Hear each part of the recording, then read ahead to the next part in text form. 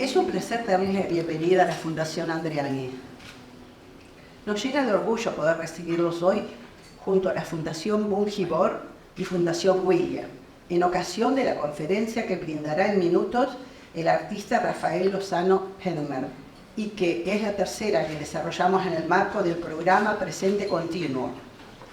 Un programa que nos ha unido con el objetivo de promover, desarrollar y conectar artistas que trabajan en estrecho vínculo con la tecnología y la ciencia. Nuestra fundación se ha construido sobre la base de los conocimientos compartidos. Cada programa y proyecto que emprendimos junto a artistas de diferentes disciplinas en estos 34 años que llevamos trabajando para desarrollar el arte argentino ha sido un proceso de intercambio y aprendizaje del que salimos siempre enriquecidos. En mi experiencia como directora de la Fundación y como jurado de nuestro premio Fundación Andreani, aprendí que el mayor aporte que podemos brindar como instituciones culturales es el de fomentar estos espacios de formación e intercambio, porque así las escenas se fortalecen y desarrollan.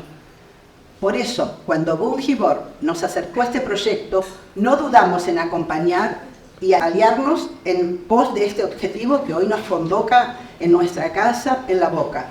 Quiero agradecer a las instituciones que mencioné antes por hacernos parte de este maravilloso programa. A los artistas becarios por su participación. Finalmente, pido un aplauso para Rafael, a quien agradecemos especialmente estar aquí con nosotros.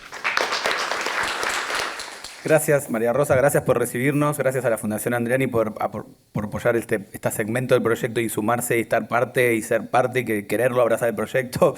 Es muy grato para nosotros y nos sentimos muy cómodos acá. Lo que quería decirles rápidamente, pues, sobre todo, es que a los que no conocen y los que vienen por primera vez a alguna actividad del programa, que este programa nace una alianza entre organizaciones. En estas tres organizaciones está la Fundación Williams, que yo represento. Es una organización argentina sin fines de lucro dedicada a promover la ciencia y la cultura en el país, que este año cumple 80 años. Este trabajo, en el presente continuo, está enfocado, como dijo María Rosa, en la investigación, en la creación, en la formación. Es un programa que apoya y busca apoyar eso en la relación entre arte, ciencia y tecnología, pero solamente es posible este programa porque hay artistas. Este programa es para artistas y es posible como trabajo si hay artistas produciendo. Nosotros nos estamos montando sobre un movimiento y gente que está produciendo y que está trabajando, y esa es la razón de ser. Sin ese trabajo de los artistas este programa no podría existir, con lo cual creemos que es algo muy conjunto. Y creo que ese diálogo se está produciendo en los encuentros y lo valoramos mucho porque nos alimentamos de las visiones que tienen los artistas, pero también de las necesidades, dónde están poniendo el ojo. Bueno, y esperamos que todas estas charlas alimenten esa reflexión, porque creo que hoy, además de un artista talentoso en lo técnico, sobre todo tenemos un artista talentoso en lo conceptual. Y eso es una maravilla poder tenerlo. Así que, Rafael, muchas gracias. Es un lujo enorme para nosotros que estés acá. Te agradecemos mucho. Y bueno, esperamos que disfruten de la charla. Lo dejo con Iván Petrella de la Fundación Bungibor. Bueno, no queda mucho por agregar, ¿no? Gracias, María Rosa, gracias Fundación Andreani por brindarnos este lugar. Este programa nace de una alianza entre la Fundación Williams y la Fundación Bungibor con la participación de la Fundación Andreani. Y solamente recordarles, y para las personas que no están, o las primeras que vienen, decirles, hay dos preguntas eje que nos motivan en este programa, por lo menos en este primer año. La primera pregunta es, ¿cómo es que las tecnologías de la cuarta revolución tecnológica, la edición génica, la biotecnología, la inteligencia artificial, están cambiando la forma de hacer arte? Y por el otro lado, ¿cómo es que el arte nos puede ayudar a ver mejor, a entender mejor el mundo que esas tecnologías están forjando? ¿No? Partimos de la convicción que las narrativas, los conceptos, las ideas, las descripciones del mundo de ayer sirven cada vez menos para entender el mundo de hoy y mucho menos el mundo de mañana. Pocas personas mejores que Rafael Lozano Hermer para ayudarnos a reflexionar sobre estas preguntas a partir de su obra, a partir de sus ideas. Es un enorme placer, Rafael, tenerte acá, y muchísimas gracias a ustedes también por venir a acompañarnos esta mañana. Tengo para ustedes hoy una presentación que está llena de material. Este es un maratón, espero que hayan tomado mucha cafeína porque vamos a ver muchas obras. Decidí hacer eso porque justo después vamos a empezar el taller con muchísimos participantes de varios lugares del país, y quiero tener como unos precedentes o una inspiración de 30 años de trabajo. Entonces, bueno, espero que me soporten. Bueno, entonces simplemente comenzar con mi estudio. Yo soy un artista mexicano que vive en Canadá desde hace 20 años. Soy un artista que trabaja con nuevas tecnologías, pero la palabra nueva me suena mal. Es una palabra que evitamos al máximo en el estudio. Más bien nosotros estamos interesados en las tradiciones de experimentación que se dan mucho en nuestros países. La última vez que vine tuve oportunidad de conocer a Košice, a Minujín, a muchos pioneros de arte eléctrico, electrónico o arte interactivo, que de alguna forma se tienen que resaltar como precedentes, pero también para decir que estamos hablando de casi 6 décadas de tradición de experimentación. Entonces me parece muy absurdo que la gente piense que la tecnología es algo nuevo, sobre todo cuando en nuestros países tenemos tales hitos históricos, ¿no? En mi trabajo somos 24 personas, la mitad somos científicos. Yo tengo una carrera en ciencia, en química, y tenemos también programadores, ingenieros, y luego la otra mitad son arquitectos, compositores, artistas, y nos juntamos para hacer una obra que yo determino más como no arte visual, sino arte escénico. Yo casi soy el director de un conjunto de personas que tienen especializaciones, y si tú vas a mi sitio web, por ejemplo, para cada una de las obras vas a ver los nombres de todos los que participaron, porque eso en las artes escénicas es muy normal, ¿no? Lo que es raro es lo que hacemos en las artes visuales, donde pretendemos que el artista tiene una inspiración única y está separada de lo que hace. Bueno, este es mi estudio, somos de 8 países. Les dije que empezábamos desde hace mucho. Esta es la primera pieza de la que estuve orgulloso de hacer. La programé yo. Es un ojo que persigue al público, o en ese entonces era a una coreógrafa que danzaba enfrente de él. Pero al final invitamos al público para que viera que efectivamente el ojo sí, a través de un sistema computarizado de seguimiento tridimensional, te perseguía. Y esto es en 1992. Esto es justo después de la Primera Guerra del Golfo, donde se inventaron las supuestas bombas inteligentes, en donde la computadora tenía la capacidad de encontrar blancos, y en un libro maravilloso que se llama La guerra War in the Age of Intelligent Machines, la guerra en la era de las máquinas inteligentes de Manuel de Landa, en el 91 se habla sobre esta posición de darle poder ejecutivo a las máquinas para que decidan cuál es el desenlace de un bombardeo, por ejemplo. Y ahorita que estamos viendo tanto en Ucrania como en Israel y en Palestina, esta idea de que la tecnología es inteligente en realidad se aplica sobre todo en un contexto bélico. Y la idea de esta pieza era un poco hacer visible, hacer tangible este sistema de seguimiento. En el 99 me invitaron a hacer un enorme festejo del milenio en el Zócalo de la Ciudad de México. Se trataba de un sitio web en donde podías hacer enormes esculturas de luz en 3 dimensiones. Esto en el 99 era difícil, se hizo con Java, pero no había la facilidad que tenemos ahora en Internet para hacer este tipo de trabajo de teleoperación. Y ya que tú tenías tu diseño, lo mandabas a México, y cada 7 segundos aparecían estos diseños en el firmamento de la ciudad. Se hacía una página web para cada participante. Y la idea es, en este como en muchos otros proyectos, que si no participa nadie no hay nada que ver. O sea, que el público sea el que genere la obra de arte a través de la interacción. Entonces aquí tenemos una escena a las 2 de la mañana un jueves, y cada vez que se mueven estos cañones de luz es porque alguien mandó su diseño por internet y lo ha, digamos, registrado en el cielo de la Ciudad de México. Tenemos mucha contaminación, lo cual es maravilloso como máquina de humo para poder ver el haz de luz. Y la idea también es de que no hubiera un proscenio, ¿no? De que no fuera esto un festival como hizo, por ejemplo, Jean-Michel Jarre en las pirámides de Egipto, con $36 millones y 4,000 personas fueron los VIPs a ver el espectáculo de Jean-Michel Jarre, en donde de una forma neocolonialista un francés llega a decirle a los egipcios qué grandes son y qué maravillosos. Entonces aquí al contrario, la idea es que la pieza emerja de la interacción del público, y este es un proyecto, bueno, podemos hablar mucho sobre él, pero prefiero centrarme en los proyectos más recientes. Pero estas son ejemplos de páginas web. A la izquierda lo que hizo la persona de forma remota, a la derecha las fotos reales para que vieras que tu participación sí había transformado el sitio histórico. Esto se ha hecho en varios lugares, por ejemplo, esto es en la plaza de Bellecour de Lyon.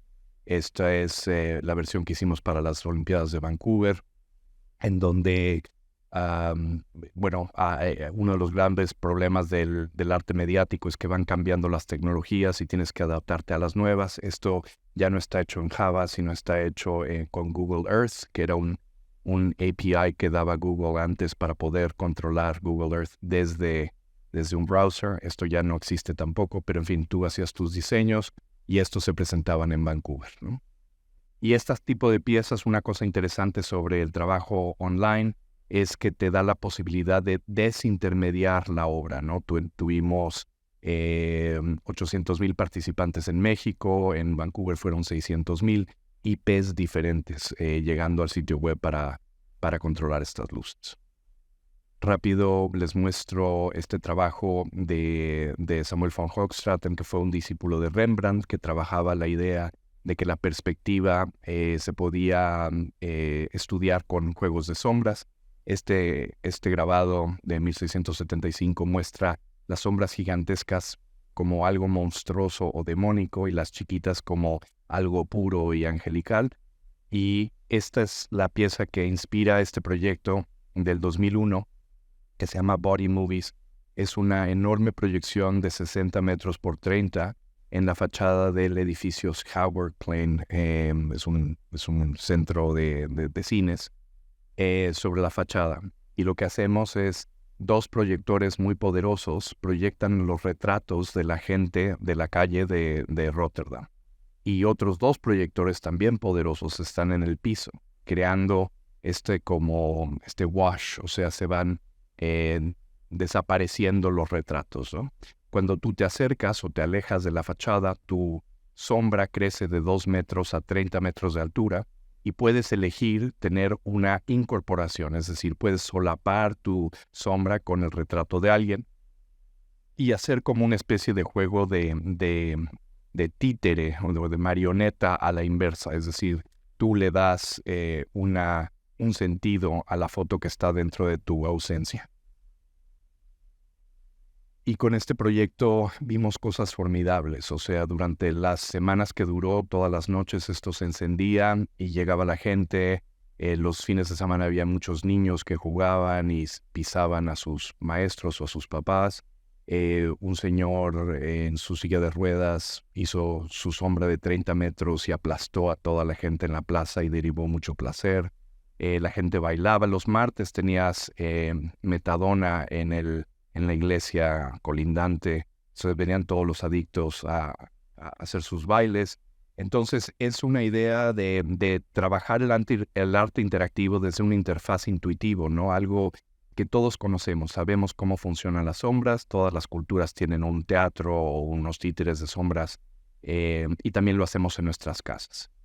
Esto es un sistema de computer vision, de visión por computadora muy rutinario del 2001. Ahora los que tenemos son mucho mejores, pero nos decía, el seguimiento computarizado nos decía cuándo se solapan las siluetas con los retratos. Entonces, por ejemplo, aquí 3 personas colaboran y cuando se ven los 3 retratos, la máquina se apaga y trae otra imagen para frustrar la representación e invitar a la gente a reorganizarse en el espacio para, de alguna forma, que la pieza no fuera sobre los retratos, sino devenir en los retratos. A veces las fotos, la persona que era fotografiada se veía a sí mismo, y eso era muy de David Lynch, porque era uno tras otro, una metonimia muy curiosa. Y las fotos se tomaron gracias a una ley que había, o no sé si todavía la hay, en Holanda, que dice que tú puedes fotografiar a la gente en espacio público sin pedir permiso, siempre y cuando sean un crowd, siempre y cuando sean un grupo de gentes. Y por un grupo dicen 3. Entonces lo que hacíamos es íbamos a las estaciones de trenes y fotografiábamos a la gente esperando el tren y no pedimos permiso. Para los nerds, como yo, nos gusta ver el mecanismo. Entonces proyectábamos ahí en esa pantalla que acabamos de mostrar los sistemas de seguimiento. Era como nuestro momento brechtiano para mostrar cuáles eran las formas de observación y de seguimiento del público. Pero la realidad es que la mayoría de la gente no se interesaba por cómo se hacía este proyecto, sino establecían relaciones entre ellos, de juegos de sombras. Esta es gente que no se conocen unos a otros. Y a mí me interesa mucho esto. Me interesa que, por definición, mis obras estén fuera de control y que estén inacabadas. Y que sea el público el que genere el contenido. En inglés decimos de forma muy pretenciosa, what you give is what you get. Lo que tú das es lo que recibes. Esta señora, por ejemplo, torturó a su novio durante 3 horas. Y a mí me parece muy válido, ¿no? Poder ofrecer esta idea de Hoogstraten, de lo monstruoso del tamaño de las sombras. Entonces ella va y lo pisa. Y bueno, se pueden imaginar, o sea, fueron horas y horas y horas de gente haciendo cosas formidables, muy divertidas. Y al final es esta idea de que el espacio público es un espacio que está en cierta crisis, ¿no? Es una crisis de representación. No nos sentimos representados por nuestras ciudades. Nuestras ciudades, de hecho, lo que representan es el capital. Entonces, ¿cómo hacer para reutilizar tecnologías que normalmente se usan en las Olimpiadas, etcétera, para venderte algo y para intentar crear un nivel de intimidad, o sea, de intimidad en espacio público? Entonces, esta pieza Body Movies se ha mostrado por todo el mundo. He estado en Hong Kong, en Nueva Zelanda, en Quebec, en muchos lugares, y vamos aprendiendo lo que significa ser ciudadano, o sea, qué es lo que significa ser partícipe en una obra de estas características que te conecta a otras personas, ¿no? Entonces, este es Body Movies. En el 2003 hice otra obra de sombras que lo que hace es sintoniza radios usando tu cuerpo. Tu cuerpo es como el dial o el sintonizador. Estas sombras controlaban escáneres de frecuencia que te ayudaban a escuchar entre 150 kilohercios a 1.5 gigahercios. Podías escuchar los taxis, los aeropuertos, podías escuchar las llamadas privadas, porque entonces todavía era la telefonía analógica. Entonces, la idea de que tu cuerpo fuera, digamos, la antena para escuchar el espectro radioeléctrico. Y luego lo hemos hecho en varios lugares, por ejemplo, en The Curve, en el Barbican en Londres. Esta era una versión de 80 metros de largo. Y cada una de estas sombras está generando un sonido. En Inglaterra la radio pirata es muy importante porque es donde sale, digamos, la música interesante.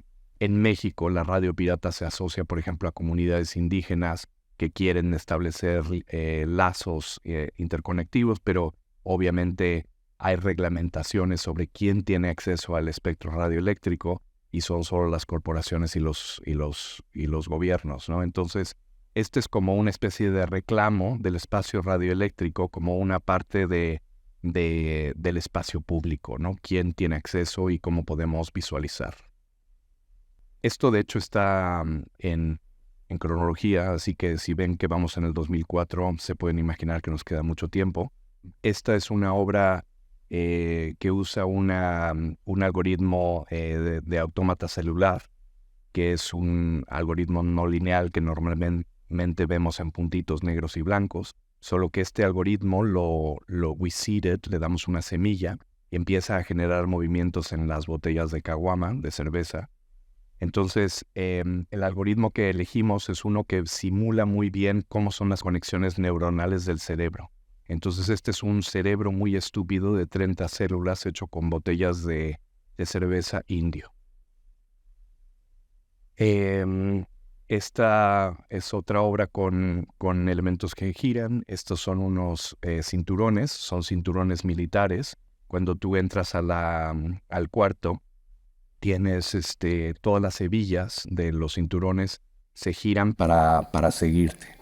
Cuando yo diseñé esta pieza, pensé que iba a ser una pieza muy, muy orwelliana, que ibas a tener esa sensación de vigilancia, de cuál es la presencia y cuál es la ausencia, quién es el observador y el observado. Sin embargo, un amigo mío la encontró muy homoerótica. Le gustó mucho que 50 cinturones lo miraran a él. Entonces, no podemos controlar cómo ve la gente las piezas. En esta pieza tú entras y no hay nada que ver, solo que la computadora te detecta y te subtitula. Entonces, todas las palabras, todos los verbos del idioma conjugados en tercera persona se proyectan sobre tu cuerpo y no te lo puedes quitar de encima. Entonces, según tú vas caminando, te toca una palabra, muerde, duerme, calla. Y en el espacio, tú necesitas de otro para que lean la palabra que te toca. La única forma de deshacerse de una palabra es si tocas a otra persona, entonces intercambias las palabras con él o ella. Sucedió que vino el alcalde de la ciudad, que ahora es el presidente, y le tocó el verbo se masturba. Y entonces lo incomodé mucho, pero le expliqué como si se lo embarraba a otra persona. Le tocó a él coordina, y entonces ya no quería tocar a nadie. Estaba muy satisfecho con coordina. Y esta pieza es interesante y la vamos a ver un poquito en el taller porque es una pieza que coleccionó el Tate en Londres y estudiamos mucho cómo conservar obras como esta. Entonces, por ejemplo, este señor tiene la palabra incomoda. Espera, quiero mostrarles cómo se intercambian las palabras. Por ejemplo, este señor de arriba dice institucionaliza, el de abajo dice esposa y cuando se tocan, a ver que se toquen,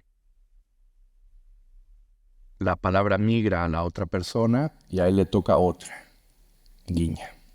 Entonces, bueno, esta es una pieza que se ha presentado en varios lugares y tienes también este momento brechtiano en donde se revelan los mecanismos de vigilancia. Esto a lo mejor lo vieron ustedes con Ai Weiwei y Herzog de Meuron en el Armory, solo que 20 años más tarde. Que soy muy pretencioso. Esta es una pieza que está justo inspirada en la invención de Morel de Bioy Casares. Es esta idea de cómo poder representar la fotografía o el retrato de una forma que tengas una interacción con él. Es una obra que consta de 800 retratos interactivos. Cuando tú te los encuentras adentro de tu sombra, ellos te encuentran a ti. Entonces, la computadora sabe dónde estás. Y hay, como decía, cientos de retratos. Cuando se despiertan, te miran y tienen eye contact, o sea, tienen una visión directa, contacto directo visual contigo. Y si tú te quedas encima de ellos se quedan como en una especie de suspensión, mirándote, tú los miras a ellos. Y en realidad es una situación muy rara porque no sabes cómo llegan esos retratos, se los voy a mostrar ahorita. Y si no te interesa el retrato, tú te puedes ir y cuando tú te vas, el retrato también pierde interés en ti y se vuelve a dormir y desaparece. Entonces la idea es que nunca se repita el lugar en donde se encuentran los retratos.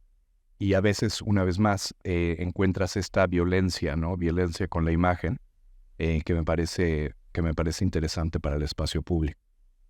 Yo siempre he dicho que ¿qué ocurriría si en lugar de cámaras de vigilancia tuviéramos proyectores?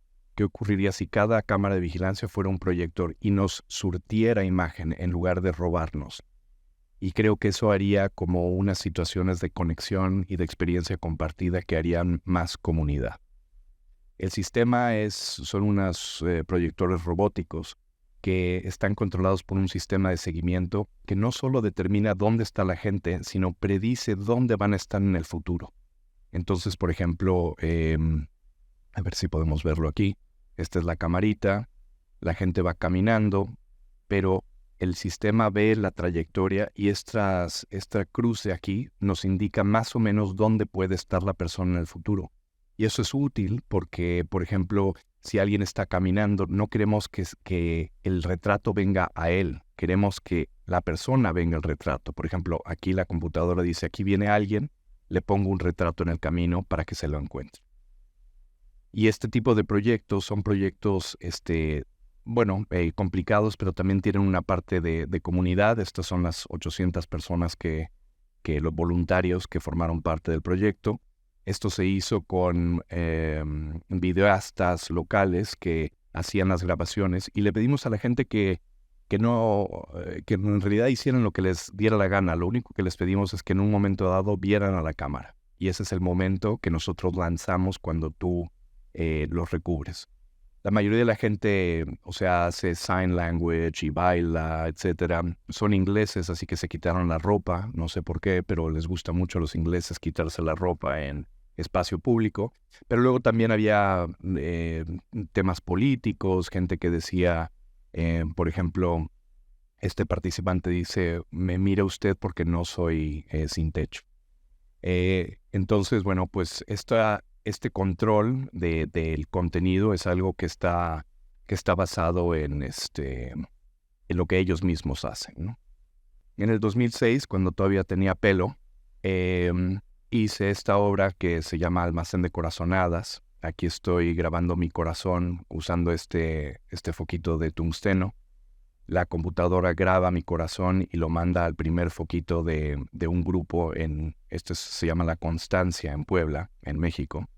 Aquí viene la segunda participante, que es la madre del que patrocina el evento. Y miren cómo no es solo diferente el ritmo cardíaco, sino también el ataque en el filamento de tungsteno es diferente. Recibimos 10 variables del sensor.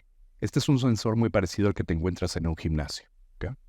Aquí viene mi amigo que le gusta mucho el Red Bull. Entonces, si quieres saber cómo se ve tu corazón con Red Bull, es así. Boom, boom, boom.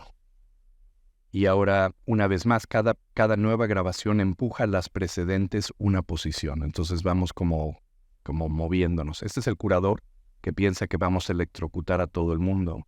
Entonces este es el corazón del curador. Pum. Y ya cuando participan 100 personas, la sala se llena de las corazonadas de los últimos 100 participantes. Después de 100 participantes, tu propio corazón desaparece de la sala. Es un memento mori. Nos recuerda que estamos aquí solo un ratito. Y este proyecto me sirvió mucho. O sea, este proyecto comenzó en México en el 2006, unos meses antes que Boltanski usara las corazonadas, hay que decirlo. Porque luego dicen, ay, es que Boltanski, pues sí, me tiene que dar las gracias. Pero esta fue también una pieza que se presentó en el Pabellón de México en el 2007, en la Bienal de Venecia, en fin, en muchos lugares. Y luego he reutilizado estos medios. Entonces, por ejemplo, voy a mostrarles ahora unas 5 obras que se hacen todas con la misma tecnología o una tecnología parecida. La idea de la biometría como algo invisible es lo que queremos subrayar, ¿no? Entonces, este es el espacio de Madison Square Park. Ahí está el sensor, durante 6 semanas la gente venía y ahora cuando sostenían el sensor, gradualmente las corazonadas se convertían en un latido único. Entonces controlabas todo el parque, luego la pieza grababa tu participación, la añadía al primer foco y todas las grabaciones precedentes se recorrían una posición. O sea, aquí está el muchacho y aquí vienen ya todos los participantes anteriores que se recorren una posición. La idea de este tipo de proyectos para un espacio público es algo que a mí me interesa mucho y es la idea de que la gente tenga algo que hacer en el espacio público que no sea comprar. Para mí, digamos que la idea radical de una aspiración democrática de un espacio público es que la gente pase el tiempo, que lo ocupe. Y creo que en este tipo de excusa, ¿no? En este tipo de espectáculo, llamémoslo. Hay quien piensa que esto no es arte y no tengo ningún problema en que piensen que no es arte.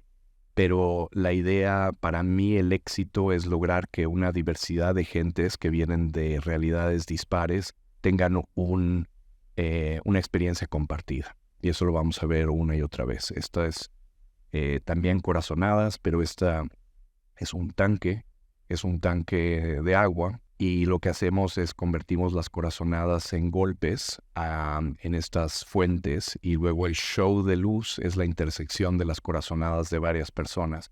Y la idea es esta, que el movimiento nunca se repita, que sea único, que tengas esta sensación de que tú, digamos, tu biometría, tu intimidad es la que de alguna forma hace los patrones complejos de visión. Lo mismo, pero esta vez con grandes cañones de luz en Abu Dhabi, sostienes esto y con sonido también. Y lo interesante es que cada uno de los patrones que hacemos en el cielo son diferentes para cada persona.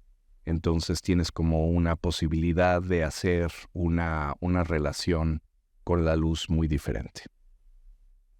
Ya más reciente hicimos esta versión que se llama Topología de Corazonadas con 3000 foquitos.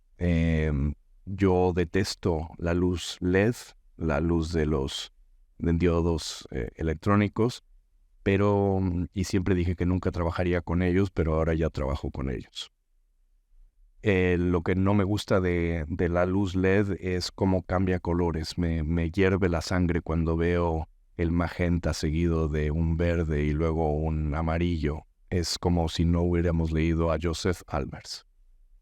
Y ahora, bueno, como ya son de LED y son de policarbonato, las podemos poner en exteriores. Esta es una versión de la misma obra, pero en exteriores, en un bosque en The Ozarks, en el centro de Estados Unidos, pero ahora la captura del corazón es usando fotopletismografía, que es básicamente una camarita que observa la coloración de tu piel y detecta tus corazonadas en base a cuando fluye la sangre por tu piel, se puede detectar y vas controlando los foquitos. Y cuando queda solo, o sea, cuando no hay nadie, estás viendo los últimos 3000 participantes. ¿Alguien vio la película Macario de Gabaldón de 1951? Es una película mexicana en donde se ven las grutas de Cacahuamilpa y están representadas millones de velitas centellantes, cada una de las cuales es una persona que vivía anteriormente. Esta pieza está inspirada por eso. No, y hay otra inspiración que se las quiero contar porque es linda.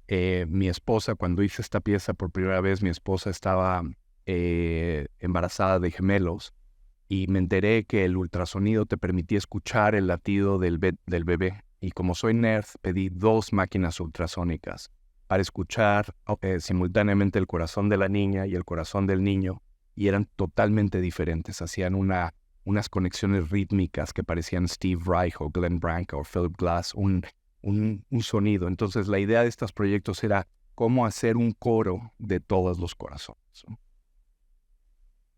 Esta fue otra de las piezas que presentamos en la Bienal de Venecia. Son 50 sillas IMSS con una base de Saarinen. Y la idea es que tú llegas al Pabellón de México y están estas sillas como dispuestas como para una conferencia, pero en realidad las sillas te observan y generan como una ola mexicana, llamémosle, que se vuelve bastante compleja dependiendo de quién camina por alrededor. Las olas se vuelven más o menos intensas. Y la idea, igual que con los cinturones, igual que con mucho de mi obra, que la ausencia sea partícipe. Yo no pienso que la ausencia y la presencia sean dispares, ¿no? Esto no es un antagonismo. Creo que pueden y de hecho deben de coexistir. Hay como una memoria espacial. Yo me inspiro mucho decía Marcel Duchamp que el artista es un creador de contexto. Y como ya les decía yo inicialmente, muchas veces los artistas pensamos que lo que hacemos es original, pero es que nos falta mucho estudiar historia del arte.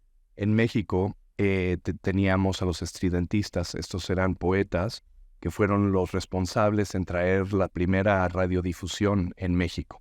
Las emisiones de radiodifusión en México comienzan con los poetas y de hecho hicieron el Manifiesto del Hombre Antena y hablan sobre esta nueva tecnología como algo que puede conectar a los pueblos y algo con lo que los intelectuales y los poetas pueden hablar al pueblo. Uno de esos poemas es Magna Voz, de Javier Icaza. Y en este poema, Icaza habla sobre una enorme nueva tecnología que iba a ser como un parlante, una enorme bocina o altavoz que estuviera encima del Popocatépetl y que pudiera difundir las voces revolucionarias de los artistas de la época. Entre otras cosas, Javier Icaza fue el primero en hacer una obra polifónica. Era una obra que tenía 8 canales de sonido en teatro. Este es el comienzo de una obra que me encargó la Universidad Nacional Autónoma de México para el memorial del 40 aniversario de la masacre estudiantil de Tlatelolco. Entonces les enseño. Si no saben la historia, unos 10 días antes de que empezaran las Olimpiadas, 300 estudiantes pacíficos fueron asesinados, la sangre fue limpiada y los medios de comunicación nunca fueron partícipes, no fue un tabú hablar de esta masacre. Y después de 35 años, por fin el sitio fue parte de la universidad y se abrió y se invitó a artistas como a mí a hacer un monumento. ¿Cómo recordamos algo tan terrible como esto? Entonces, esto es un antimonumento que está hecho con la idea de que tu voz se convierte en luz. Bueno, mi comentario es acerca de la represión que vivimos en este momento. Los mártires, todas aquellas personas que lucharon, que vieron por el futuro, pues muchas veces los dejamos en el olvido o solo recordamos la típica frase, el 2 de octubre no se olvida, mas no estamos... Según la persona habla, su voz se convierte en luz y golpea la antigua Secretaría de Relaciones Exteriores. No hay censura ni moderación, la gente puede acercarse y hablar sobre las otras masacres que hemos tenido en México. Poetas, vecinos, estudiantes se llegaron al lugar en donde la masacre se cometió y hablaron libremente, ¿no? Y la idea era de interrumpir un poco ese espacio aéreo con hacer visible la voz de la gente que no tiene esa oportunidad de amplificación. Y al mismo tiempo traducíamos las voces en radio. Entonces, si tú sintonizabas 96.1 FM, podías escuchar en vivo lo que las voces, lo que las luces estaban diciendo. De alguna forma es una toma de un espacio público, pero también es una toma del espacio radioeléctrico.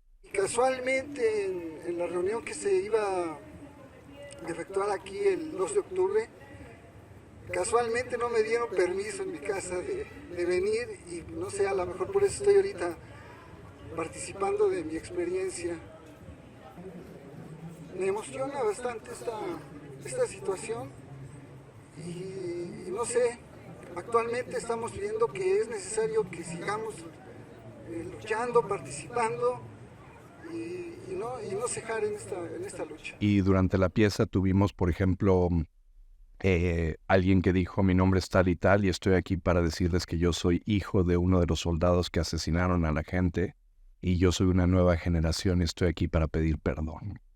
Otro dijo: mi nombre es tal, yo soy un bombero y estoy aquí para denunciar que las autoridades nos piden que pongamos anilina, colorante, en nuestros tanques de agua para que cuando rociamos a los que protestan puedan ser identificados. Y yo me hice bombero para proteger a la gente, no para ser parte del aparato represivo. Y así, constantemente, uno tras otro, las voces se mandaban al cielo en México y se escuchaban a través del radio. Ahora, no todo era luctuoso. Teníamos, por ejemplo, también raperos y poetas y tuvimos declaraciones de matrimonio, etcétera, a través de la pieza. Y esto es lo que a mí me gusta. La idea del antimonumento es que es incompleto y que está fuera de control.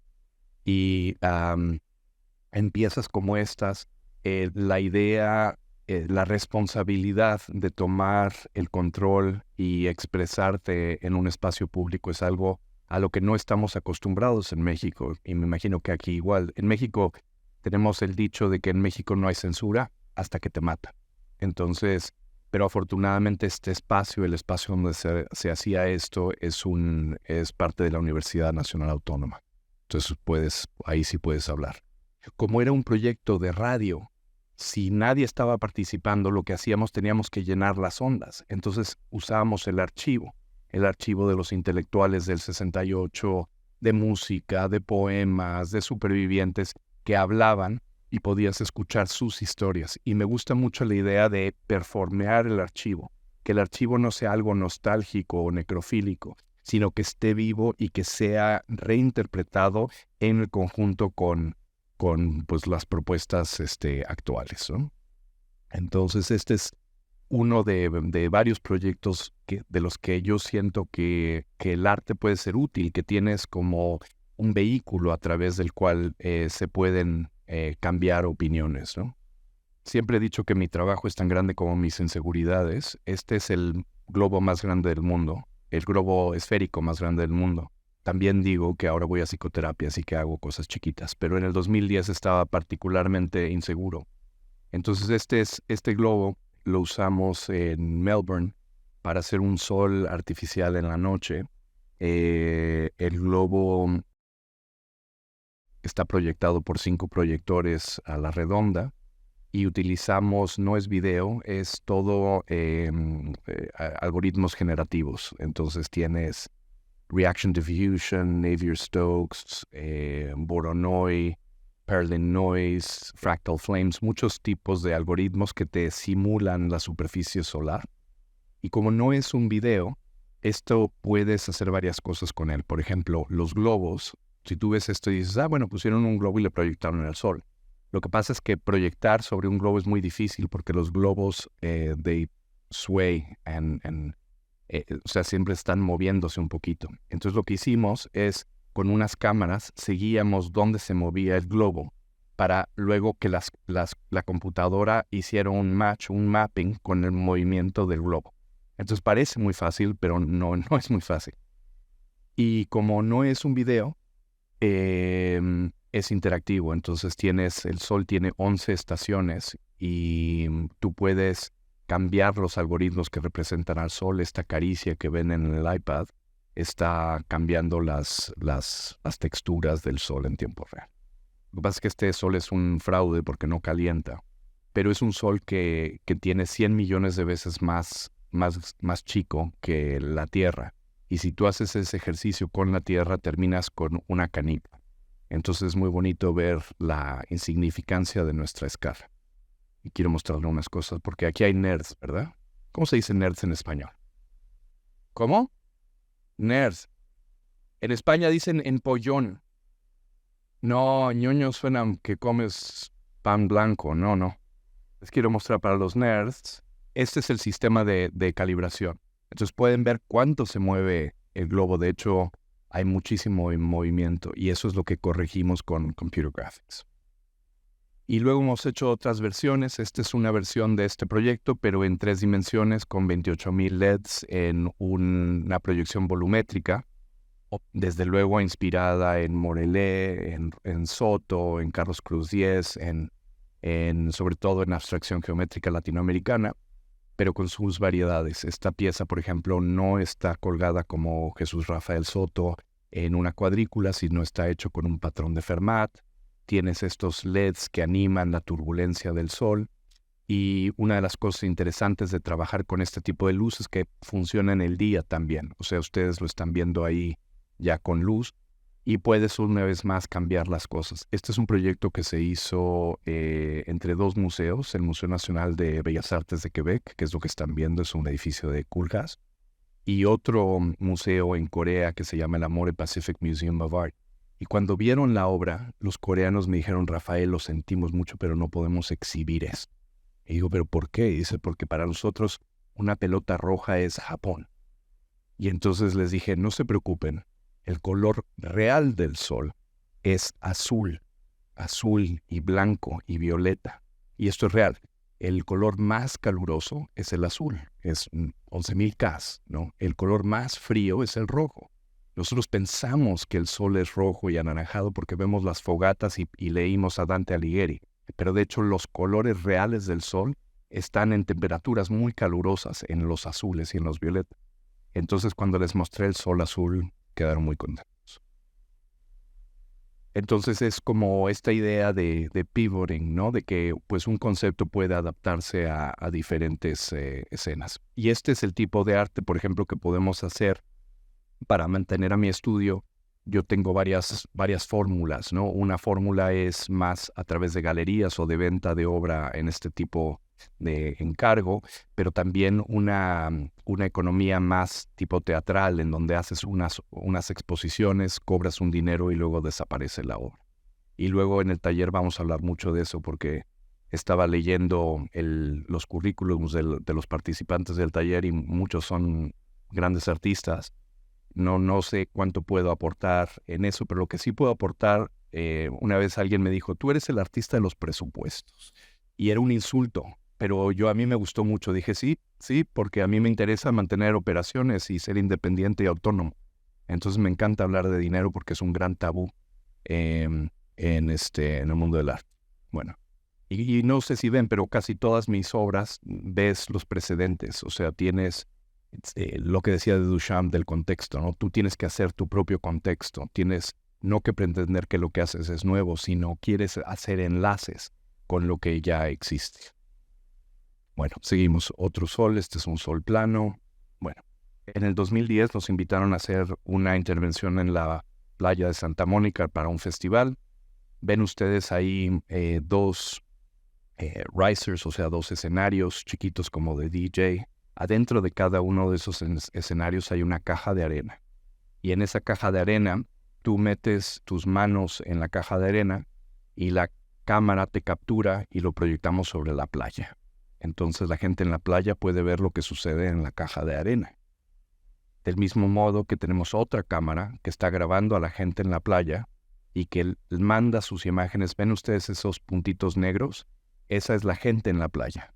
Entonces tú los puedes ver a ellos y ellos te pueden ver a ti y compartes 3 escalas. Este tipo de obra, por ejemplo, cuando se inauguró, es difícil porque el patrocinador que dio un dineral para hacer esto esperaba un tipo de show, un espectáculo, algo que pudieras ver de forma pasiva, y nadie estaba entrando a la caja de arena hasta que pusimos a un niño con pelo rizado y se metió, y de repente la gente entendió cómo funciona esto y todos acudieron a participar. El contenido constantemente variaba y bueno, a ver, les enseño algunas imágenes. Era Los Ángeles, así que había perritos. Este señor hacía breakdancing. A este señor le gustaba quemar a la gente. A este no le gustaba que lo quemaran. En fin, se pueden imaginar. Este es como una pieza más distendida. O sea, no todo lo que hago es duelo y memoriales. También me interesan la política de usar cuerpos solapados con cuerpo, ¿no? Cómo hacer que la gente ocupe un espacio y cree este tipo de relación. Entonces, bueno, esto era Sandbox. Yo estudio mucho la historia latinoamericana, sobre todo con respecto a hitos tecnológicos. Entre ellos, por ejemplo, esto que sucedió aquí en Argentina, que la dactiloscopía comienza aquí. Esta es una pieza que utiliza huellas dactilares. Me gusta mucho decirle al público, introduzca su dedo en el orificio. Y entonces, cuando lo haces, el sistema graba tu electrocardiograma, pero también graba tus huellas dactilares y lo presenta como... ¿Esto lo tuvimos aquí, Alejandrina? No me acuerdo. Ah, ok. Entonces ya vieron ustedes esta pieza. Entonces, bueno, es un paisaje de huellas dactilares. Entonces ya esto es esto. Esta no sé si ya la vieron. Si ya vieron algo, me avisan, ¿vale? Para saltármelo, porque hay mucho. Estas son unas cintas métricas, pero en estas cintas métricas no miden la distancia, sino miden el tiempo. Cuando tú estás enfrente de una cinta, la cinta se lanza telescópicamente hacia arriba, hasta que si te quedas parado enfrente de alguno, la cinta se colapsa sobre ti. Entonces, es este momento tan agradable cuando la metaestabilidad de esta cinta métrica cae. Voy a esperarme.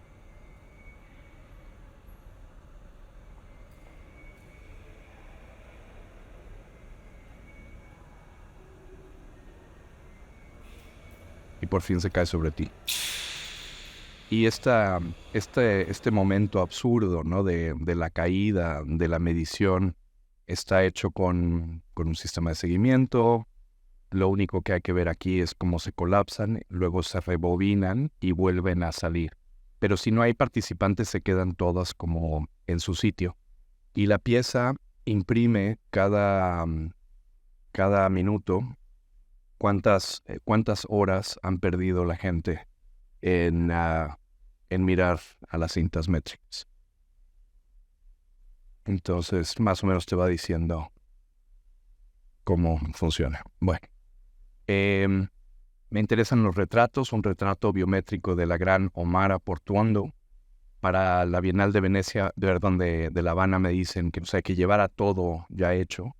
Entonces me traje esta bolsita de papeles Estraza, se llama cartucho en Cuba, y son donde te dan las raciones de frijoles o de arroz. Y le pedí a Omara que respirara sobre la bolsita. Y luego pusimos su aliento en la bolsita. La bolsita es de pollo rostizado, entonces está cubierta de plástico, no se escapa el aire. Esa es la clave. La bolsita se infla y se desinfla 10,000 veces diarias, que es la respiración normal de un adulto en reposo. Y también hace 145 suspiros, hace así. La idea es que cuando Omar Portuondo fallezca, esta obra va a ir al Museo Nacional de la Música en Cuba y vas a ir a visitar el último suspiro de Omar Portuondo. Y esto lo hemos hecho con diversos... esta es la compositora Paulina Oliveros. Su aliento está grabado en el MoMA de San Francisco y de hecho lo puedes ir a ver. Ella ya falleció. Este es el gran poeta ecuatoriano Efraín Jara, que también falleció, y su aliento lo tomamos para la Bienal de Cuenca. Necesitas tener un sentido del humor para participar en estos proyectos tan absurdos. Esta es la gran poeta Nicole Brossard. ¡Pum! Que está en el Museo de Bellas Artes. Y esta es la gran actriz Sila Sela, que está en el Museo Emma de Espoo en Finlandia. Me gusta mucho preguntar a la gente, ¿no? El aliento de quién te gustaría conservar, ¿no? Porque creo que todos podemos pensar en algún cantante, un poeta, una coreógrafa, alguien que se preste a este tipo de ejercicio tan absurdo. Bueno, esta pieza, ¿quién sería en Argentina? No. ¿Quién? El Omar estuvo, ya. Pero me refiero que ¿a qué argentino pondríamos en...? Charly García. No, si no es pregunta, o sea, piénsenlo ustedes y luego ya me dicen. No vamos a tener aquí un debate. No sé, ni siquiera sé quién es Charly García, me siento muy orgulloso. Perdón. Ya, ok, Charly, seguro. Muy bien, bueno. Ya, sí, bueno, fantástico. Hay consenso, hay consenso. Con la idea de hacer lucir la voz, de registrarla, de materializarla, hicimos este proyecto que se llama Túnel de Voz. Cada uno de esos arcos de luz está controlado por una grabación que alguien hace en un intercom que está en el centro del túnel. Entonces tú dices cualquier cosa y tu voz controla ese arco de luz y empuja todas las grabaciones precedentes hacia afuera del túnel. Entonces, según caminas por el túnel, encuentras las 300 voces de los últimos 300 neoyorquinos que pasaron. Y una vez más tuvimos mucho poesía y canciones y dedicatorias y shoutouts, y también tuvimos varias propuestas de matrimonio. Una de ellas dijo que no. Fue horrible porque ella contestó y se quedaron mucho tiempo en el túnel con el eco del rechazo. Y veíamos lo de las bolsitas de papel Estraza. Esta es una pieza que se llama Respiración Circular y Viciosa, que hicimos en el 2013. Es, de hecho, una estructura de cristal que te invita a respirar el aliento de todos los participantes anteriores. Entonces tú entras a través de esta cámara en donde sale todo el aire fresco y te dejamos entrar a una cámara donde respiras. Hay grandes advertencias, ven ahí en las paredes, contra la asfixia, porque tenemos solo 10 días de oxígeno, contra el contagio, porque no hay ningún tipo de filtros, y contra el pánico, porque para poder salir de la cámara necesitas pasar a través de la misma cámara de compresión. Entonces tú te sientas ahí, respiras este aire asqueroso, y el aire pasa por estos tubos y unos fuelles que están inspirados en un órgano del siglo XVII, que hacen presión y vacío. Luego una serie de válvulas electromecánicas hacen este manifold, hacen que 61 bolsitas de papel Estraza, las mismas que de Omara, se inflen y se desinflen para mostrar de alguna forma este aliento colectivo. Y son 61 porque son 5 octavas, que es el número de teclas que tenía el órgano que nosotros utilizamos para inspirar este diseño. La idea de respiración circular y viciosa es hacer tangible el procomún, ¿no? Es una pieza que yo originalmente pensé que nunca nadie entraría. Yo entré porque estaba limpia, pero luego ya no volví a entrar. Me dio mucho asco. Pero la gente, esto se ha presentado ya en varios países y hay colas y colas para entrar y respirar. En México, en el MOAC, en esta exposición que van a ver a ustedes, tuvimos 350,000 personas. Y al parecer era terrible entrar ahí. La pieza está inspirada por el director ejecutivo de Nestlé, que en el 2012 dijo que el agua no es un derecho humano, ¿no? Porque él es el dueño de Evian, de San Pellegrino, de todas las embotelladoras de agua, entonces él decía que el agua no es un derecho humano. La idea es cómo visualizar el procomún, cómo hacer que en este caso, cuando tú entras, tu participación, muchas veces hablamos del arte electrónico como algo que esto te va a empoderar y te va a dar posibilidades infinitas, como si un lienzo no te diera posibilidades infinitas. Y este tecnooptimismo lo detesto. Entonces, en esta pieza, si tú participas demasiado, falleces. Y lo interesante es que entre más gente participa, más tóxico es el aire para los que vienen. Entonces, es como una perversión sobre el contenido, sobre la idea de participación como algo que te da algo agencial, algo que te da empoderamiento o individualización o personalización.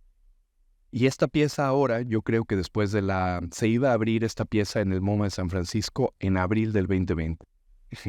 Entonces imagínense con COVID. Pero yo creo, y de hecho lo mantengo, que la pieza es más poderosa ahora, porque estamos todos como mucho más informados sobre el hecho de que la atmósfera nos quiere asesinar. Ustedes vieron esta película de John Travolta, es una película muy mala, en donde él es un niño burbuja, porque tiene un problema de...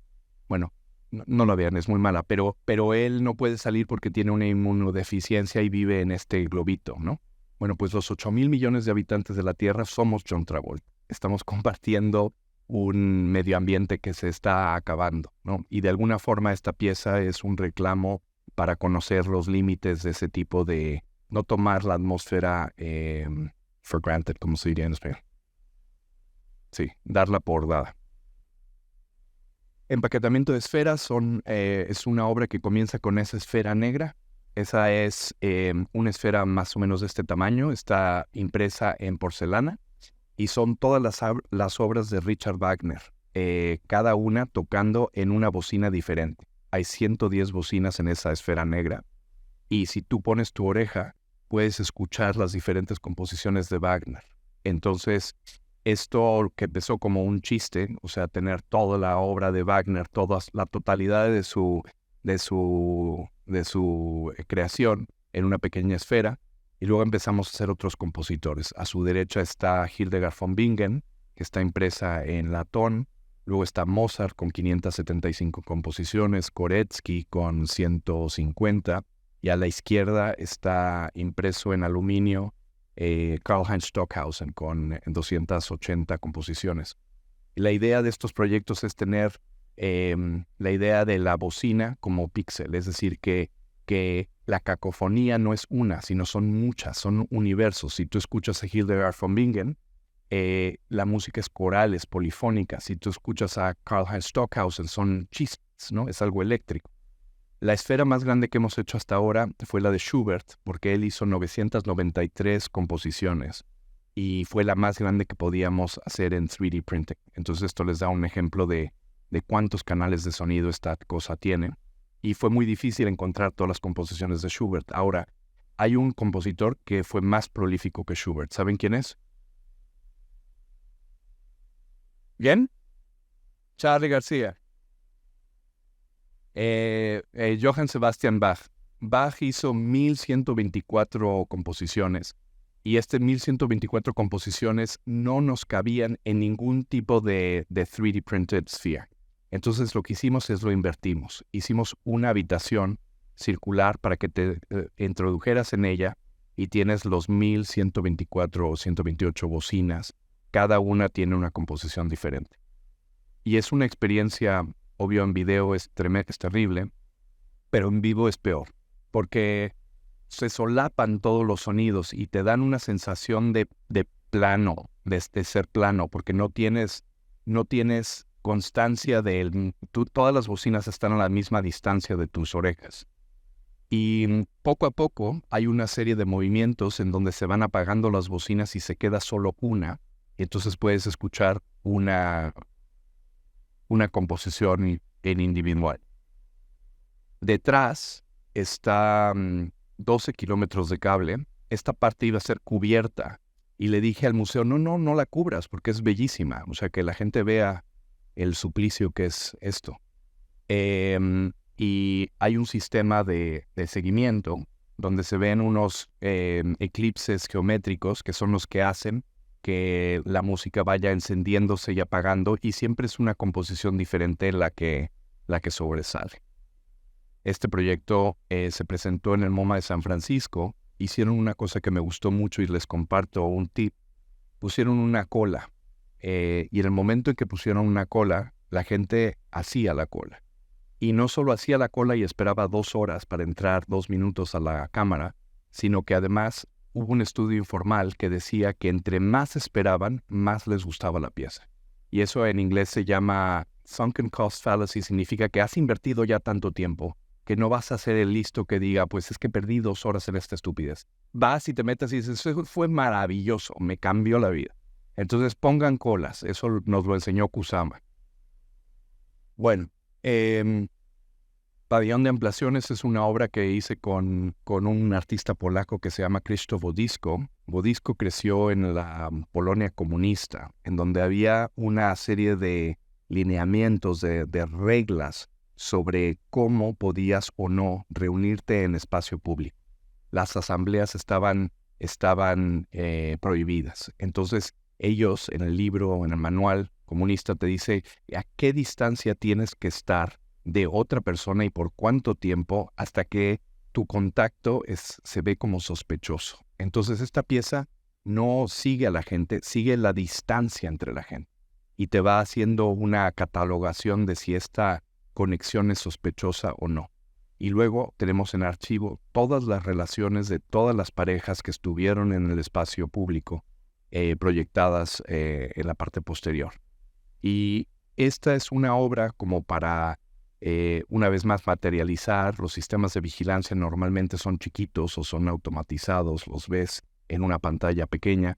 Aquí lo intentamos hacer arquitectónico y sucede una cosa muy curiosa, que es a la gente le gusta mucho verse a sí mismo, esta cultura del selfie, la cultura del reality TV, de la participación, de ser parte de ello.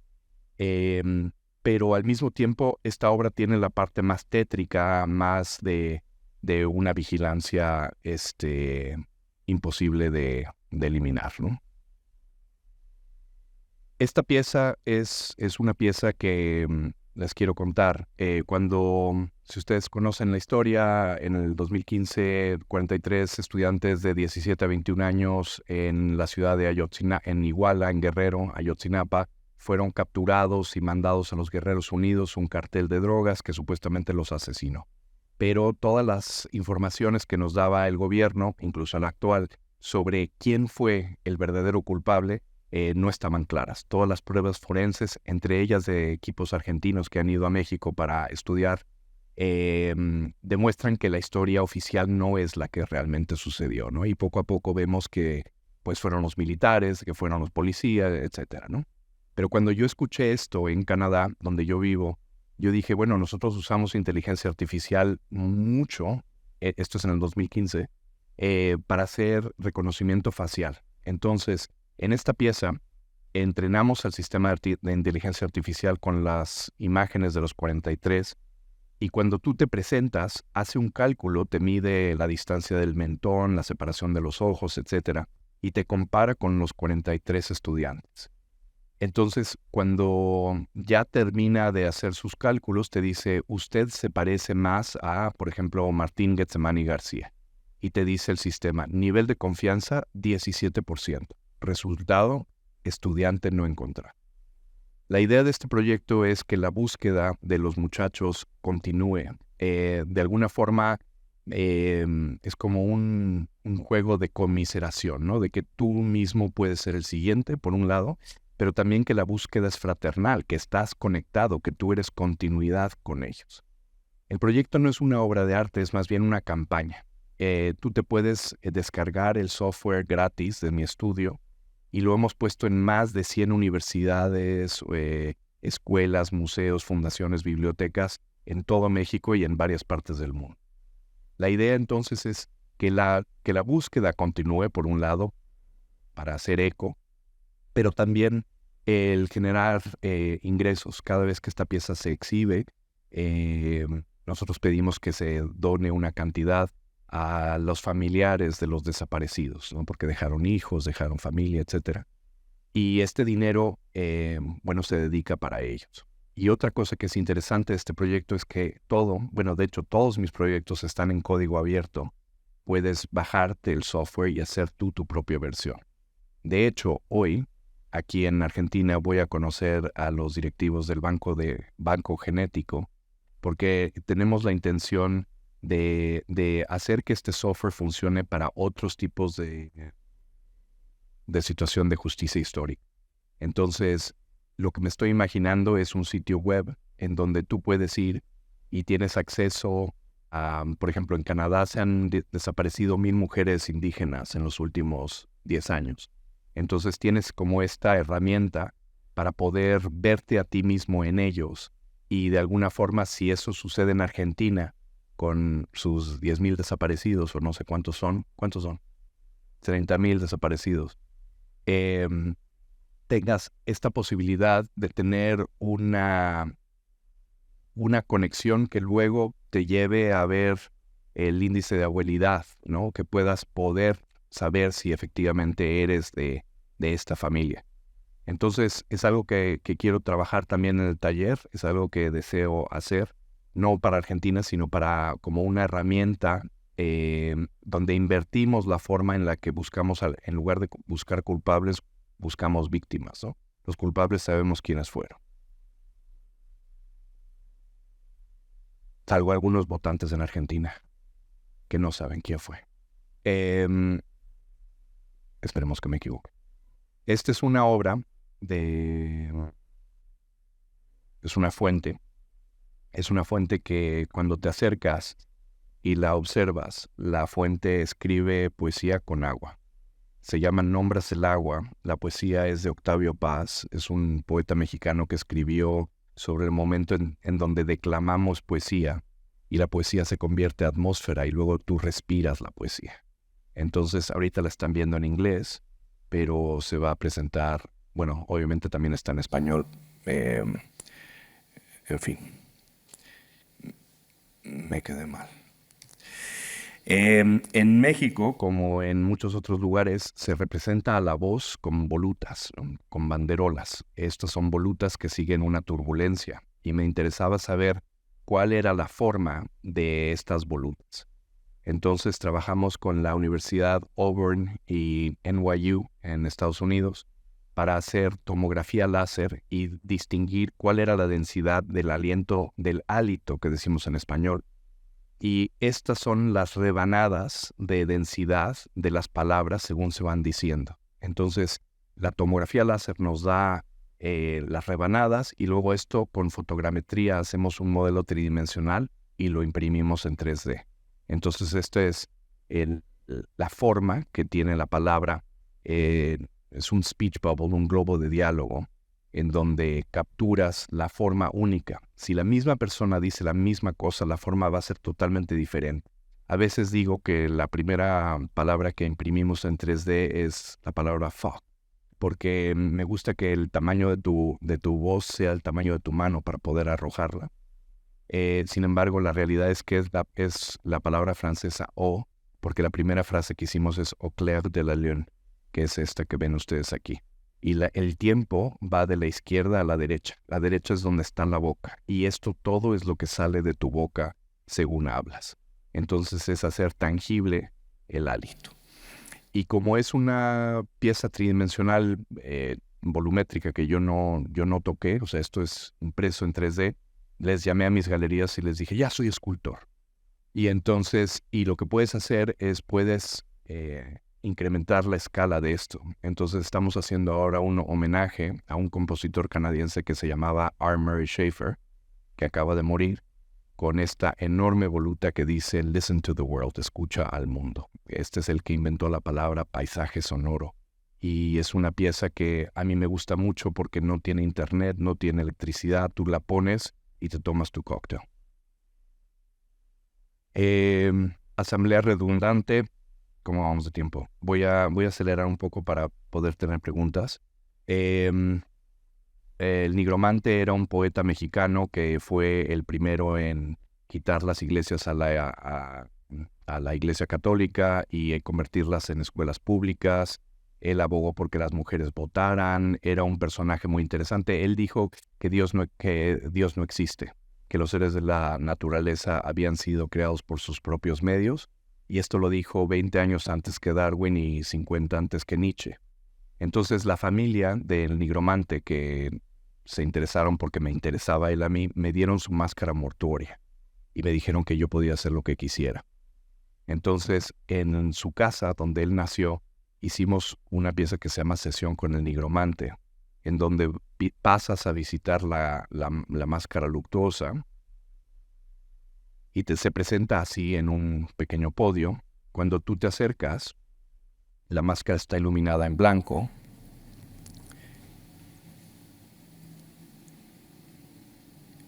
Y la máscara se despierta.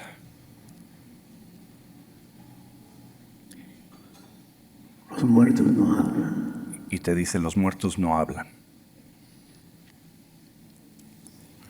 Y luego te dice... También se puede matar a los muertos. Una de 300 cosas diferentes. Y te hace una pregunta, que también tenemos unas 200 preguntas. Te pregunta, ¿y tú eres ¿Le corrupto? temes a la muerte? ¿O a tu muerte? Me está diciendo que si le temo a la muerte. Entonces, cuando te hace la pregunta, él desaparece. Y luego apareces tú. Aquí estoy yo, contestando. A mi muerte. Y a la muerte. Y ya que contestas, desaparece tu cara y vuelve a iluminarse la máscara mortuoria. Y cada persona que entra tiene una pregunta diferente. Y las preguntas son maravillosas. Son cosas como, ¿tú eres corrupto? O por el estilo. Y esto es un trabajo con Damián Alcázar, que es un actor mexicano muy bueno, y Jesús Rodríguez, una dramaturga. Esta es una fuente que cuando la miras, ella te mira y hace tu imagen con vapor. Esta es una pieza con 3,000 bocinas, con 3,000 grabaciones de campo, que vas escuchando 300 especies de pájaros, 200 insectos, etc. Esta es una fuente que escribe lo que tú le digas con transcripción de tu voz. Entonces, por ejemplo, ella dice... Nation. Y lentamente aparecen las palabras que vayas escribiendo. Aquí está Brian Eno diciendo pickle. Y luego diciendo tax evasion. Esto es todo parte de una exposición que tengo ahorita en Australia, que es una exposición no inmersiva, le decimos inversiva. Es una obra que tiene proyección de todos los lados. No tenemos tiempo de hablar de ella. Les quiero mostrar, estos son unos obras generativas que hago con diferentes autores. Este, por ejemplo, es el filósofo Stuart Hall, que es el que primero habló sobre fake news en los años 70. Y según tú caminas, puedes ir, controlando y leyendo los textos que él escribió. Esta es la obra de Cortázar, esta es Rayuela. En Rayuela es una pantalla circular muy chiquita. Si no haces nada, nada más ves este movimiento de este cubo con las letras debajo. Y cuando giras la pantalla,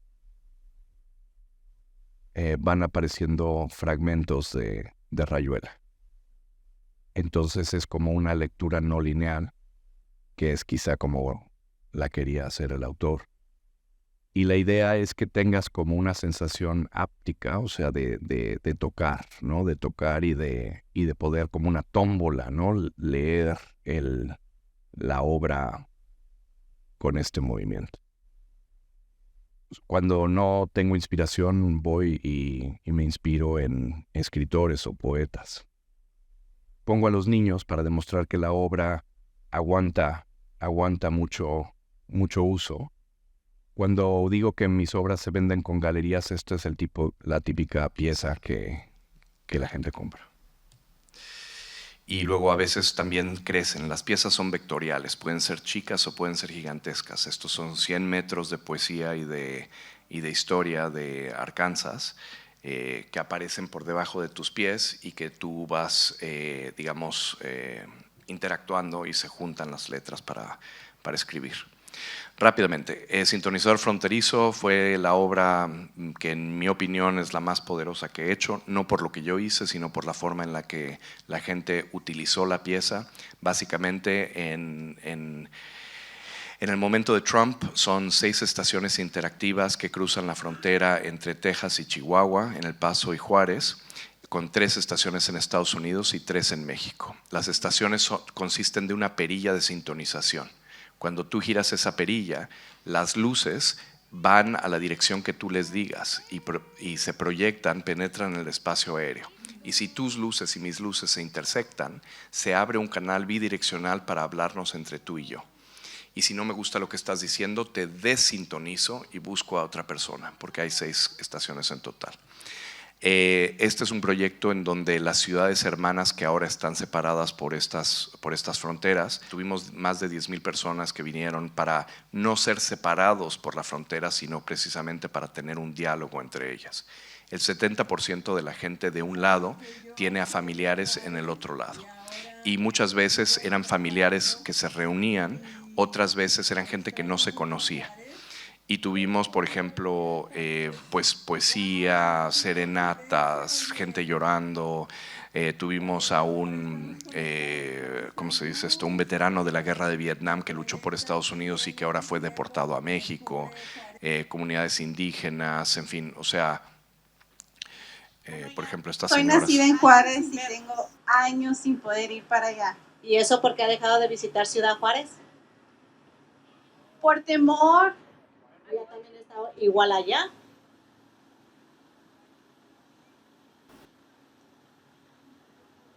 ¿Aló? ¿Tiene familiares aquí? Sí, allá tengo bastantes familiares.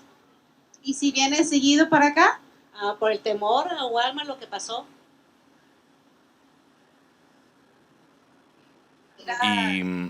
Y todas las noches invitábamos a diferentes grupos, historiadores, poetas. Tuvimos, por ejemplo, Adelitas Fronterizas contra Batallones Femeninos, que eran 2 grupos de raperas feministas de ambos lados haciendo un show fabuloso.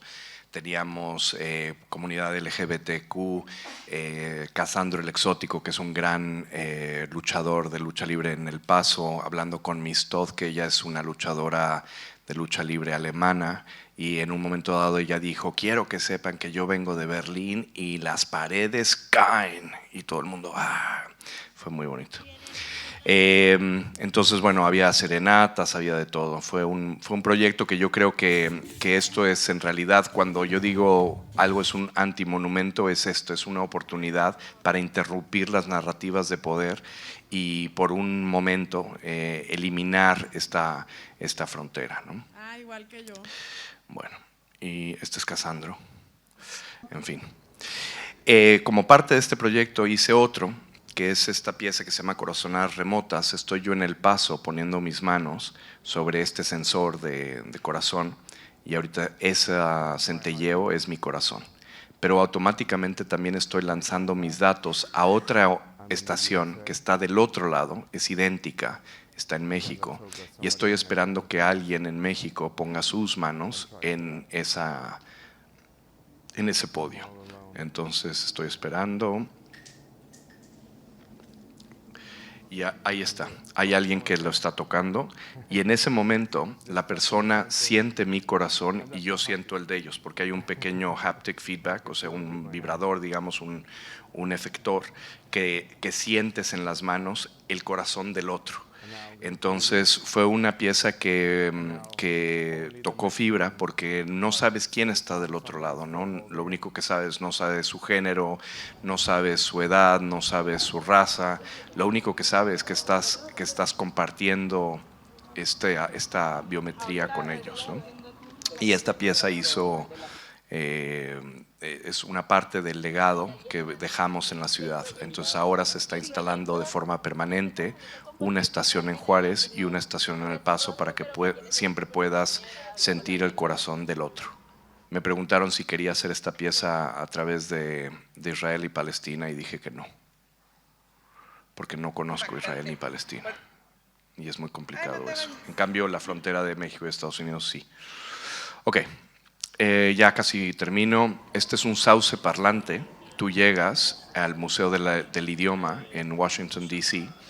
y según caminas por debajo de este sauce, estas campanas se encienden y cada una es una bocina diferente que tiene 400 idiomas en vías de extinción. Entonces cuando tú te pones debajo, el sauce te habla. Y ahorita lo que están viendo ustedes es el primer día.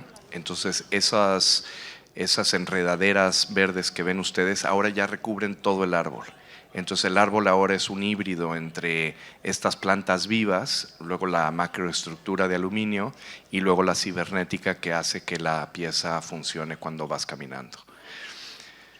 Y esta es una pieza permanente, o sea, lleva ya 3 años en Washington. Y por último, casi por último, este es un memorial para las víctimas del COVID, se llamaba La Arena Fuera del Reloj. Tú mandabas una imagen a un sitio web, laarenadelreloj.net, lo puedes hacer si quieres todavía aún. Yo perdí a 2 personas en COVID y parte del problema es que los ritos, los funerales no se pueden hacer. Entonces con esta pieza hay como una creación de la imagen usando arena de reloj, que van haciendo lentamente los retratos de tu amado. Esto se ve en vivo retransmitido por el web, pero también te hacemos una página web para cada participante. Y luego lo interesante de esto es que ya que termina el retrato de tu ser amado, la pieza con gravedad se inclina y borra la imagen. Lo van a ver ahorita en un momentito.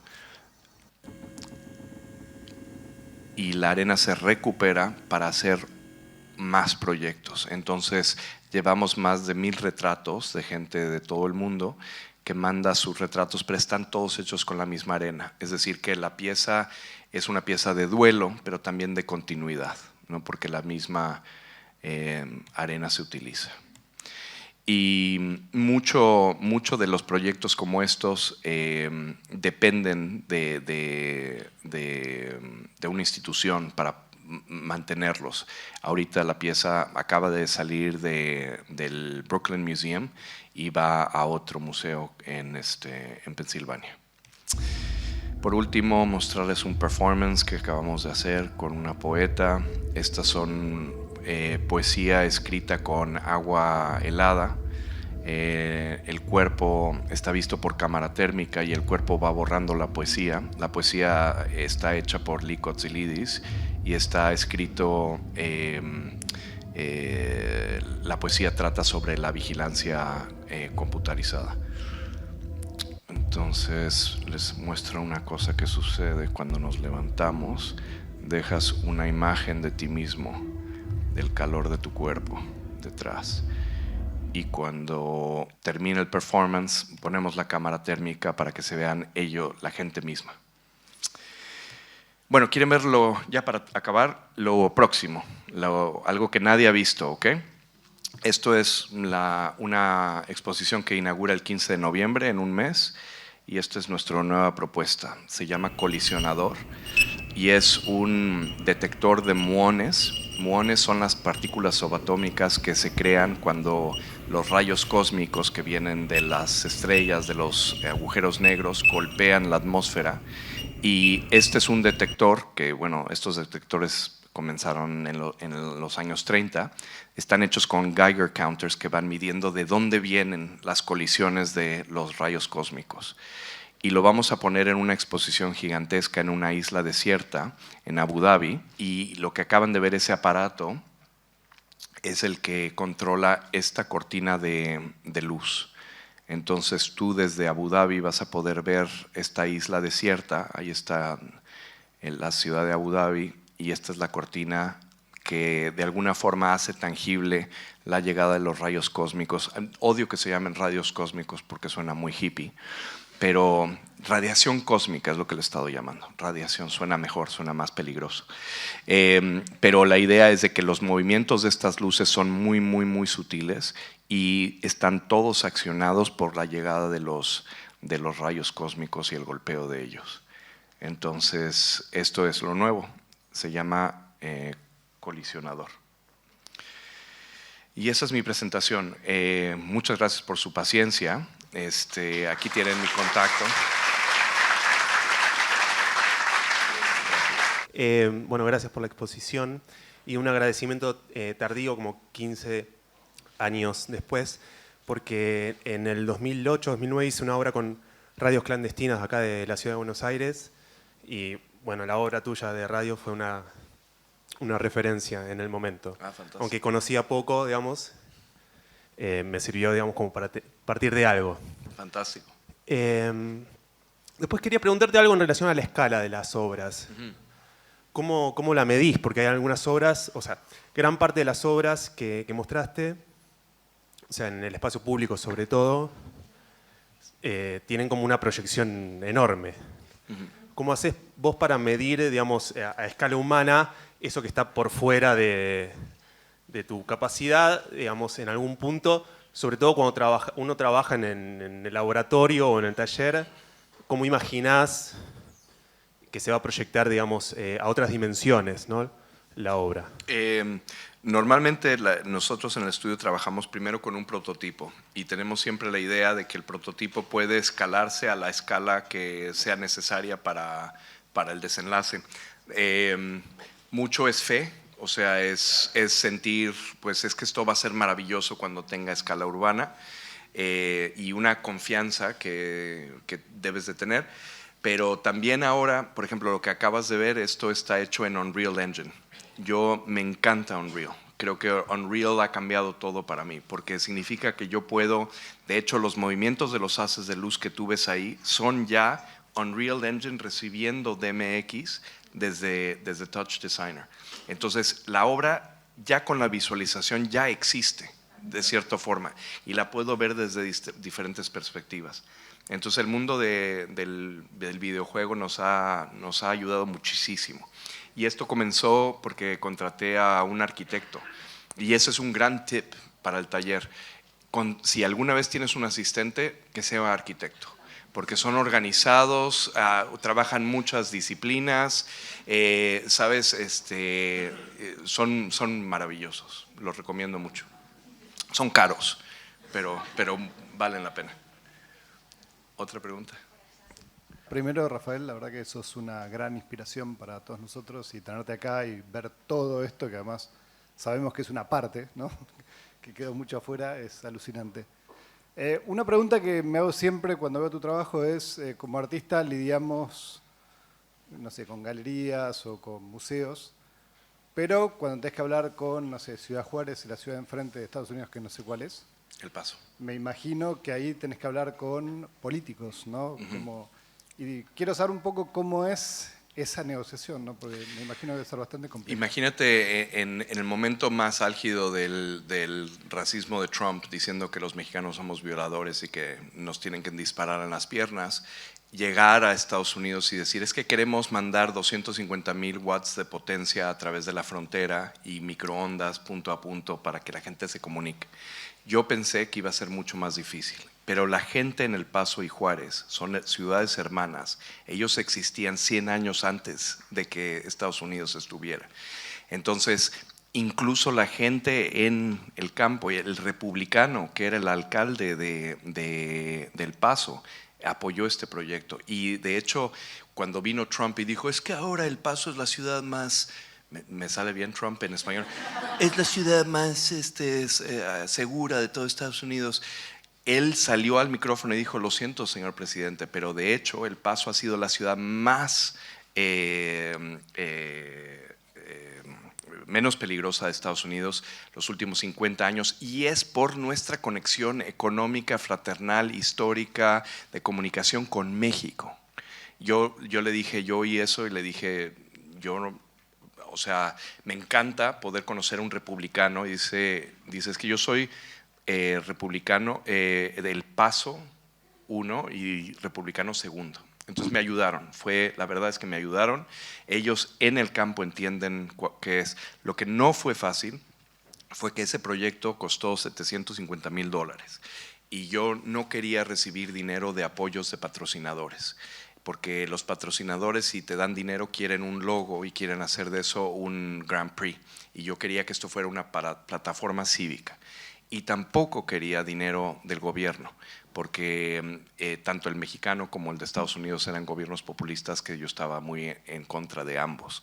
Entonces, si no aceptas dinero del gobierno y no aceptas dinero de sponsors, ¿cómo carajo consigues el dinero? Y eso fue un trabajo mucho más difícil, encontrar a las fundaciones filantrópicas que apoyaran este proyecto en un lugar en donde la gente escucha El Paso y Juárez y se imaginan violencia, feminicidio, narco, lo cual es cierto, pero también es cierto que es uno de los lugares más fascinantes. Y en este proyecto trabajamos con 110 artistas diferentes de ambos lados. Y también trabajamos la idea del legado. Esa es otra cosa que sucede. Artistas con privilegios como yo llegan a la frontera, hacen su obra, se toman la foto y se van y no dejan nada de legado.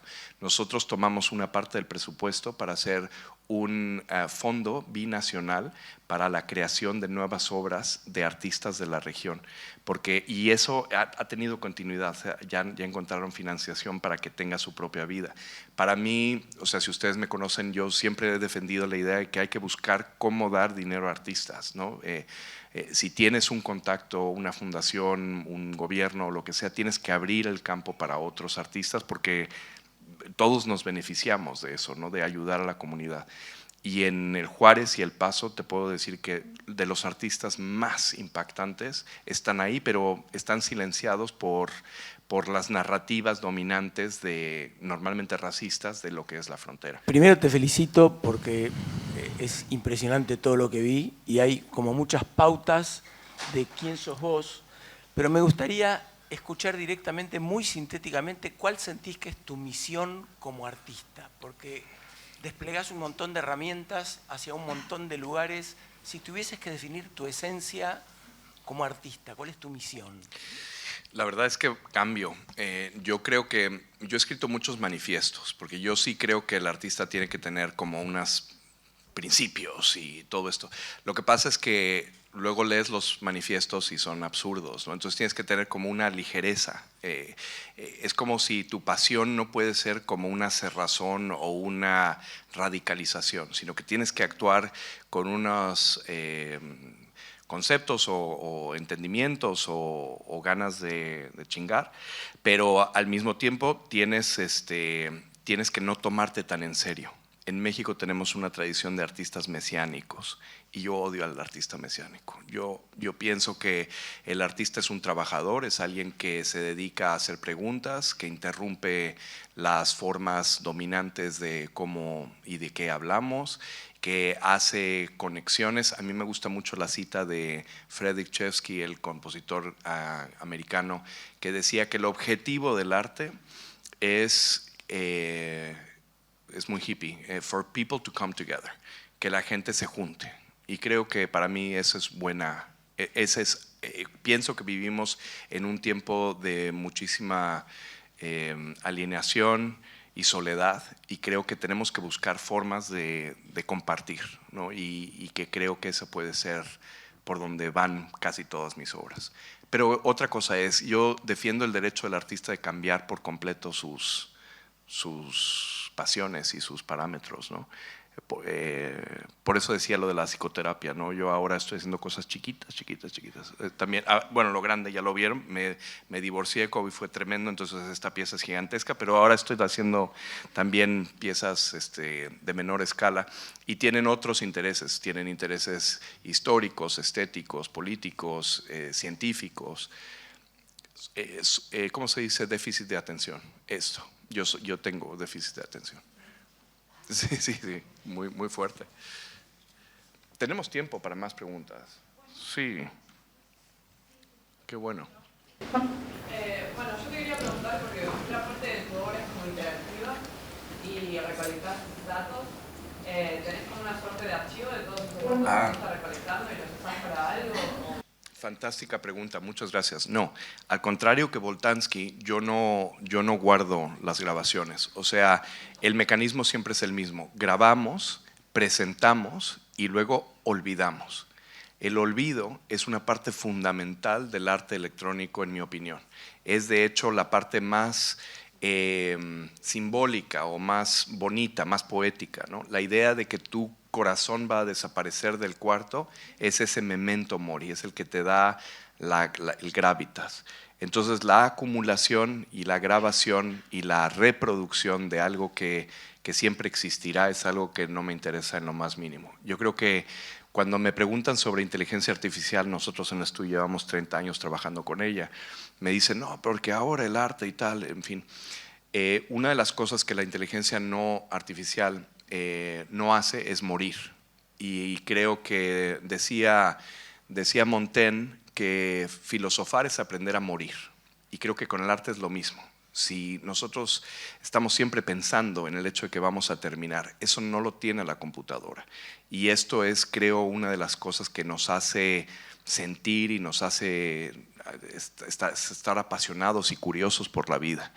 Entonces el libro de Borges de Los Inmortales, ¿no? Son unos bárbaros. Entonces ese libro nos indica, ese es el futuro de la inteligencia artificial. Son esos bárbaros que van a vivir en arquitecturas inacabadas. Somos los vivos, los que sentimos dolor, los que tenemos pérdida de memoria, los que tenemos pérdida de seres queridos, que creo que a través del duelo, a través del ritual, a través de la danza, del sexo, tenemos esta sensación humana que nunca perderemos, ¿no? Entonces, olvidar es el ¿Qué quiero hacer? Es olvidar, porque olvidar también es, bueno, Nietzsche decía que hay que hacer active forgetting, que tienes que olvidar activamente.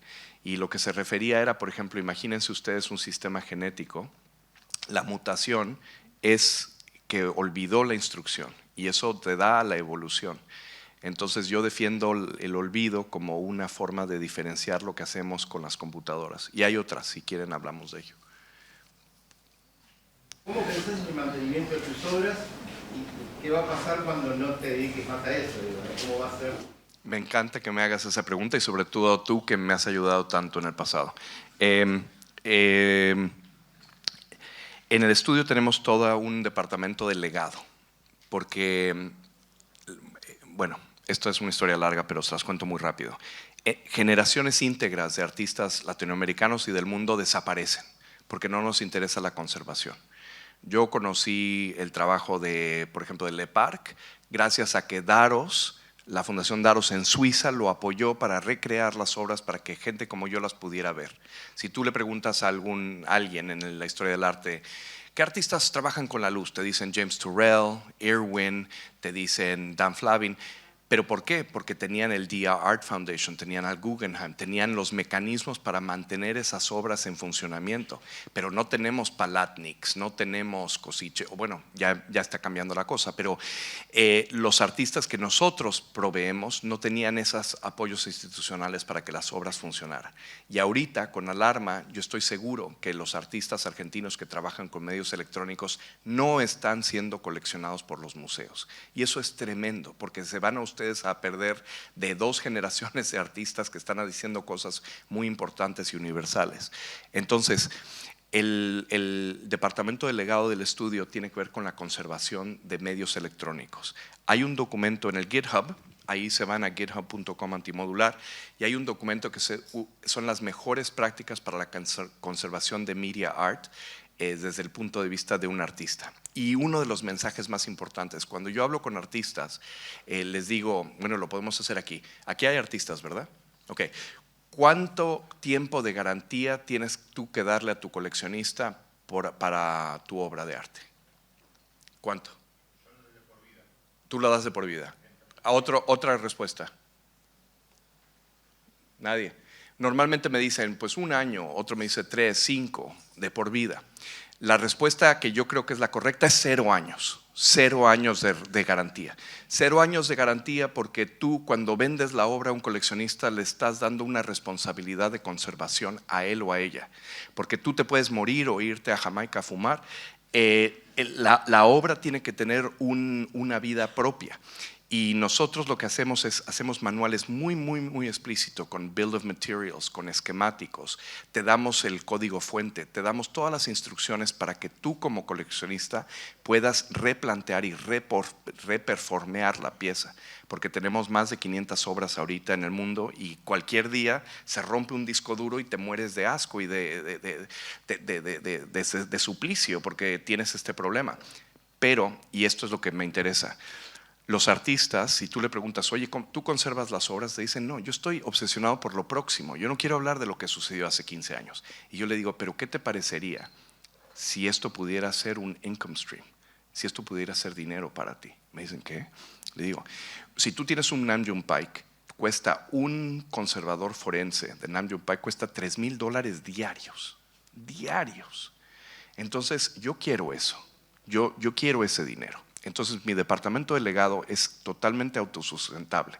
Cuando tú compras una obra mía, yo te digo, bueno, esto va con un proyector que le tienes que cambiar el foco cada 2,000 horas o algo así, ¿no? Entonces, cuando tú eres el coleccionista, dices, ok, estoy comprando esto, pero luego tengo que tener un dinero para mantener la obra en el tiempo. Y eso es muy parecido a las fuentes. Tú compras una fuente, tú sabes que es una inversión capital, pero que vas a tener que poner cloro y cambiar las válvulas oxidadas, etcétera. O sea, va sin decirlo.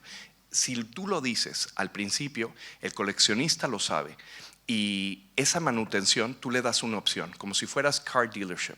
Le dices, pues tú puedes hacerlo, aquí están todo el material para que si me muero tú puedas mantener la obra, o puedes contratar a mi estudio por $500 diarios y ellos te van a hacer el apoyo. Entonces nosotros hemos convertido a la conservación en una fuente de ingresos en el estudio y ha cambiado al estudio. Ya no tenemos esa manía o esa espada de Damocles encima de nosotros, y quiero que todos los artistas hagan lo mismo, porque yo quiero que los coleccionistas, los museos se acostumbren a pagarle al artista para que él o ella vaya a arreglar la obra y que sea parte de la economía. Entonces no sé si tú lo haces, tú te pagan.